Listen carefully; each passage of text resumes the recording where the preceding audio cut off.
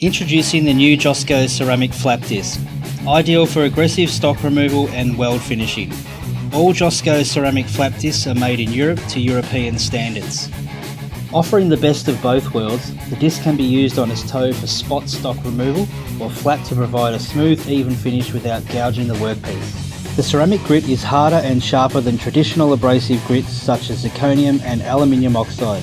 The disc stays harder for longer, but with prolonged use, ceramic particles shear off to create further sharp edges, increasing its longevity and maintaining its superior stock removal for significantly longer. The plastic back allows for more pressure to be applied to the workpiece via the grinder compared to a fiberglass back disc. This maximises the attributes of the ceramic grit for the fastest possible stock removal.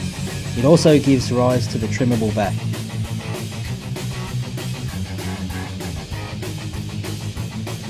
To trim the disc back, simply run the disc at speed up against an edge of angle iron after the outer edges of the flap disc start to show significant signs of wear. This exposes further unused portions of each flap if the disc is being predominantly used on its toe.